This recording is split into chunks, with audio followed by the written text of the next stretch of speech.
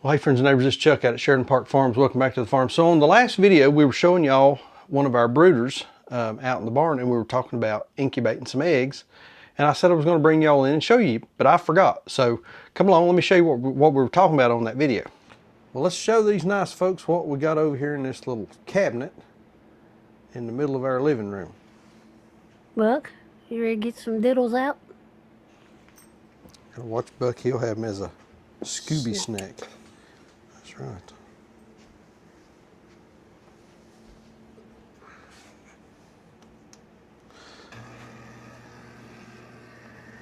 So these are chicken eggs, and we've been sitting, so this is a tray, 48.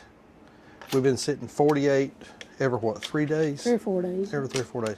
We've also got some goose eggs. These up here are for a friend, but you've got some goose eggs down in the incubator, don't you? Yeah. Yeah. And some duck eggs, and it's all kind of stuff going on. My goodness. Look at that. Look at all them diddles. Hello, babies. Now we've been having about 85%. 80 to 85, yeah. Success on hatching rate, so. Lord, how pretty. We're getting a lot of these grays. Yeah, it's beautiful.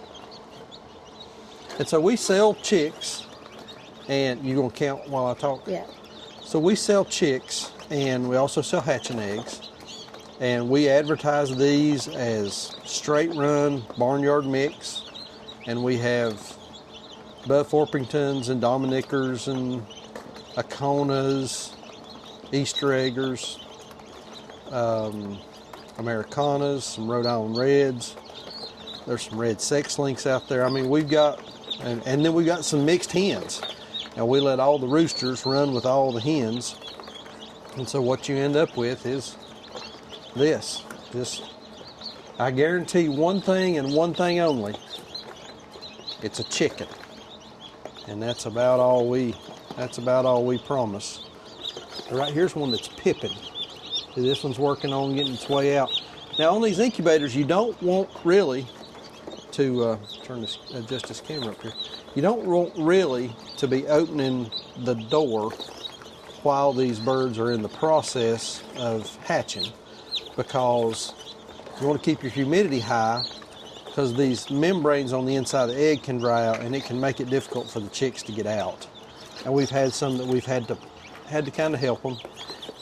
You don't want to do that, but whenever you got a chick that's so close and it's struggling, man, it's kind of, you sort of feel the need. 34. 34 out of 48. Yep. And there's still some in there. There's still some that's in there pipping. You got one here that looks like it just got out, didn't it? Yeah, we need to hurry up and get them to the brooder. So y'all ride with us. We're going to take these out, put them in the brooder, and get them started. But look at there. I'll tell you what. I'm going to put this one back in. Yeah, put it back in the oven and it ain't done cooking. Excuse me. If this right here, oh, let me scroll that camera down. If this right here ain't a box of cuteness, I just don't know what is. Ain't they pretty? Of course, you ain't so bad yourself. I don't know about that. Yeah, let's get them the brooder. 33? 33, right? Yep, 33. All right. Get your head back in there.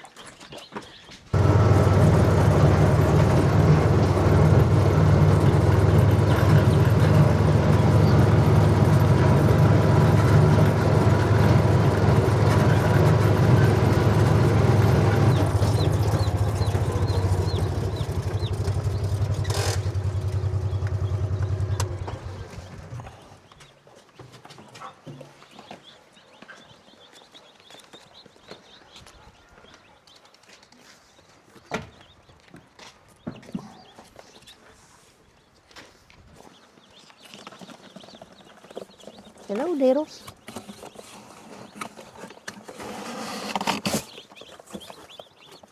Got you some buddies.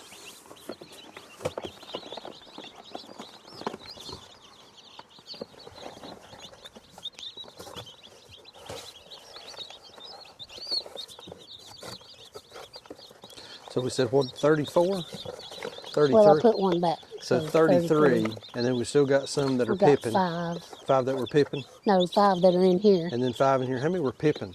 2 or 3. 2 or 3. Not many. So we're still going to probably end up in the 80-some%. My math's not that fast, that good. So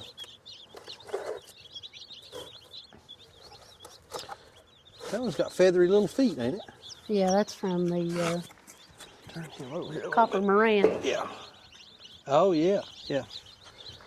Yeah, that's right. We got some copper morans. I forgot about those. So, you know, we just move them out to the brooder, put them under the light, make sure that everybody's, you know, knows where the warmth is. They'll find it. We'll close this lid down, and that's about it. Yeah, they'll figure it out. Any other? They're still tired from Getting out of the shell. getting out of the shell. Yeah. And some of them still don't have their feet under them real Yeah, good. they're kind of clumsy. Well, that one just That one's ready. that one just went right to eating. So you've kind of managed the whole incubator thing. That's sort of your deal. That's something you've sort of taken care of. Any tips or tricks on incubating eggs?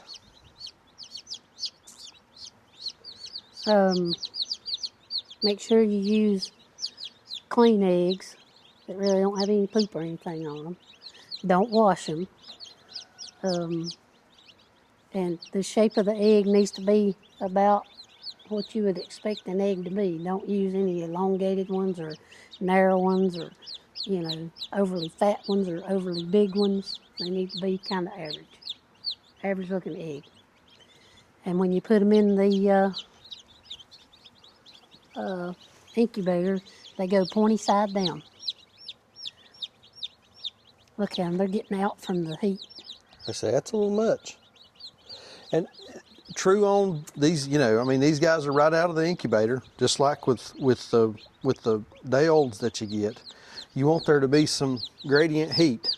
So you want some warm areas up under the light, and then you also want to give them some cooler shaded areas over here that they can get away from the light and they can cool off. And they'll self-regulate. I mean, Yeah, see, I put a bunch of them under the light, and they've already come out from under. Worked their way out from under there. But they're still tired. Yeah, yeah.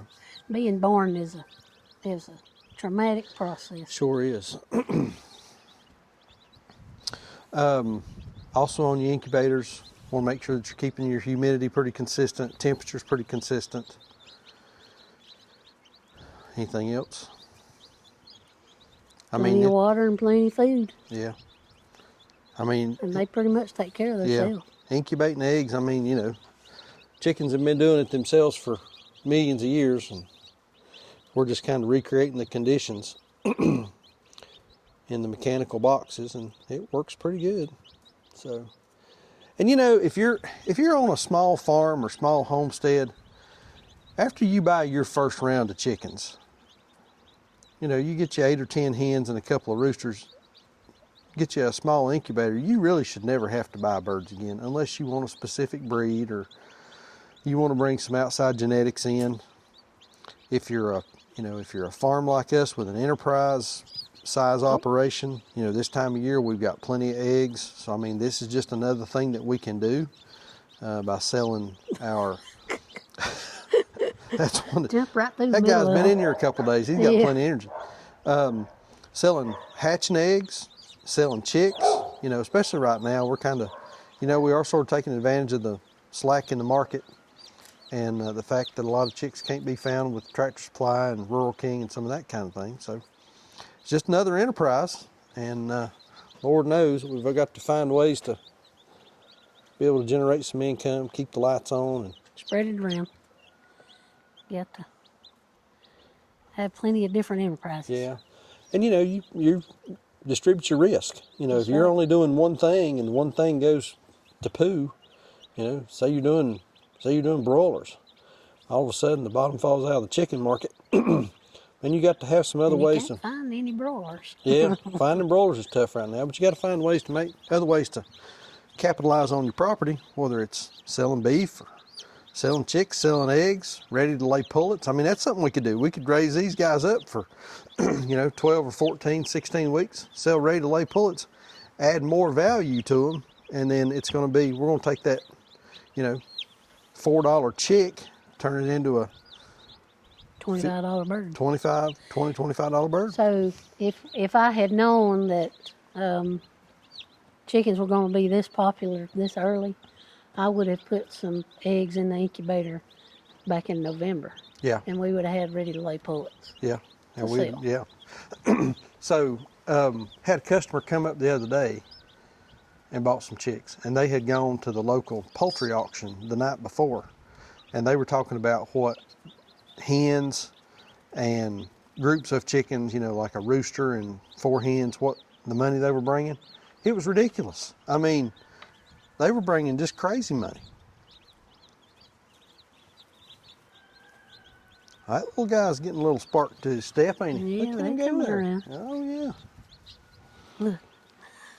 Well, this might have a leg issue. It may No. be from the way it was in the shell. It may work itself out. Yeah, they'll do that sometimes. That guy right there, he's tired, man.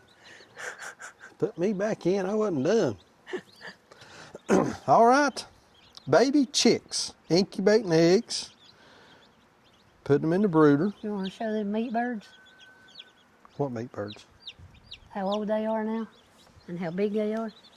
In that brooder? Yeah. Yeah, we'll go out there and show them. Maybe some people not happy about it, Why? because there's some big birds in that brooder right there. Let's go look at them. We'll go show them. All right, so from our last video, here's our repaired brooder. So those chicks did not come today. I guess they'll be here tomorrow. I Won't they? hope so. I've not got any updates on the tracking number. All right, before we open it, what are we looking at here? So these are 6-week-old Cornish cross meat birds. Started with 60. We're at 54. We're at 54. 6 weeks old. I'll put a little bit of footage up here, show you whenever we got these in. But these are, now before we open it, let me prepare y'all.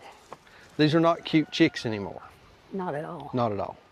And the reason that they are still in this is because they're just now getting feathered out.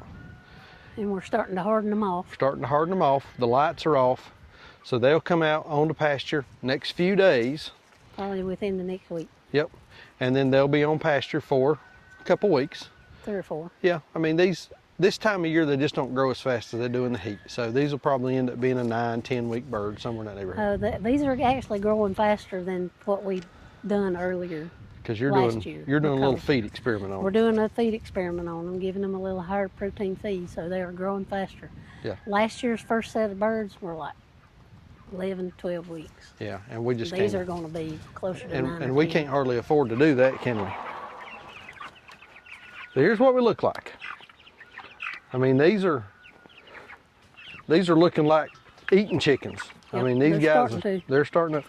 So put that prop up there, Sonner. Let's. So this would be a good Cornish hen.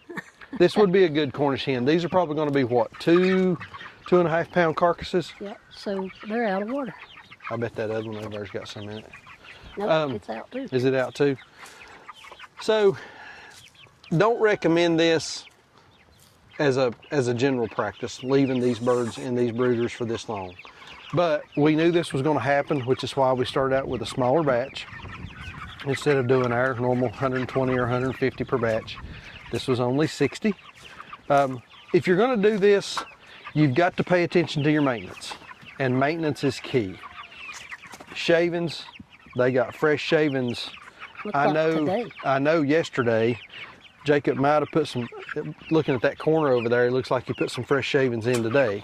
Our rule of thumb is if you can smell this brooder walking up to it, it's time for shavings. And do you smell, I mean, I don't smell it. there's no smell. Shavings. Smell That's what I shavings. smell. Yeah, it smells like pine shavings. But at this age, these birds do two things. two things. Three things.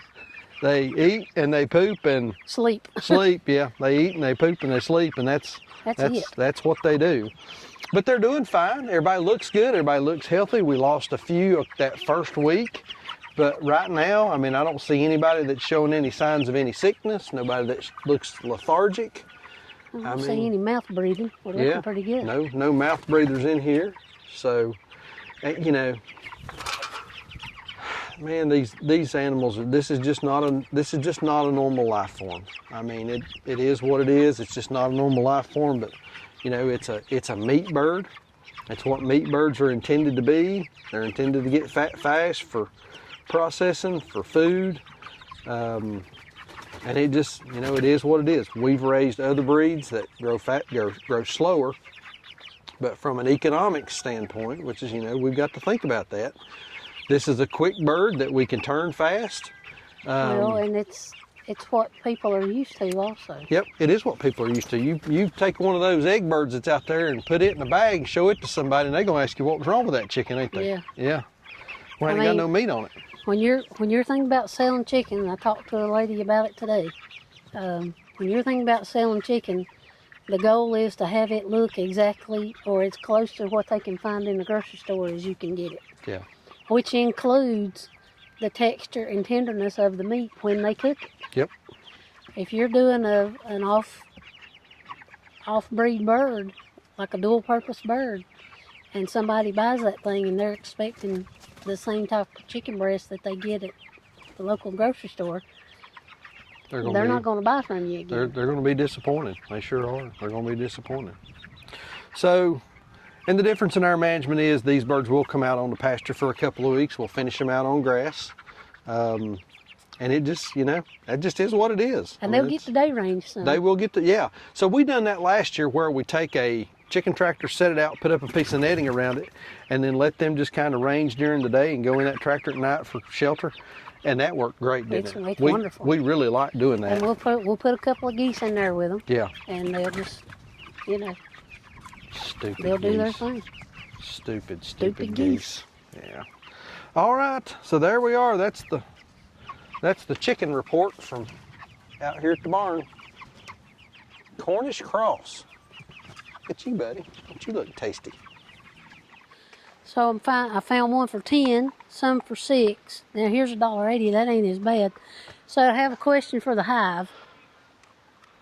These are the caps that go on the chicken drinkers. So while you're filling them, they don't come pouring out. Focus right here. There we go. We focused. This is it. Has anybody found anything that is identical to this? And it's really the thread pattern is the most important part. That goes up here. I'll show you what it goes over. Okay. When it goes on. It goes on these drinkers, like this style right here. We get them Tractor Supply. It's a plastic drinker. They come in 3 and 5 gallon. It's this deal right here. It's this deal right here. And you know, you put the cap here for safekeeping, and then it goes over your outlet whenever you're filling it up or transporting it. And somehow we have managed to lose how many? Well, at least 3. We've managed to lose at least 3 of them in the past year. So if anybody knows of a replacement cap that works on that thing. That comes on something that you would generally buy. Yeah. And now I know that a milk carton, like the heavy cream, the half and half, Those little cardboard little cardboard cartons that have the little white lids on them, those don't work. Because, man, I thought I had it figured out, but they're too big. Pop bottle lid don't work. No, too big. Too big. Oh well. If anybody knows of something, leave me a comment, send me an email, Amazon link or something that don't cost an arm and a leg. I don't want to spend $3 a piece on them. Just a little piece of plastic. Or this other thing was $10. Yeah. That's crazy. All right, we'll see what they come up with. All right, there it is. Little incubator work, little brooder work. I always got some chickens going around here. Like I said earlier, you know, if you got a small farm or homestead, get you an incubator. It really is a good investment. You can get small ones. The problem that we found with the small ones, especially those little styrofoam jobs that you get at like Tractor Supply or something like that, man, you've got to keep a pretty consistent temperature in the house. We used one of those, that old house we were in Greensboro, and that thing was so drafty that it was hard. The house was drafty. The house was drafty. It was hard to keep that thing at temperature. So if you're going to get one, spend some money and get a good one. There lots of options out there, but find something that will work for you. But it's a great option. A great option if you're you know, No, Maggie. if you're trying to keep keep chickens, keep a good fresh stock of chickens for eggs or whatever you're doing. So anyway, whew. Beautiful day today. Been on the road part of the day today for work, so came home and nice to just get outside and get a little fresh air. Beautiful. What do you reckon it is? 72, 74 Maybe today? 71, No, 72. very light breeze today. Beautiful, absolutely beautiful. So, like I always say, please keep us in your prayers. May God bless you and your families. I ain't got no hat on. We'll see you on the next video.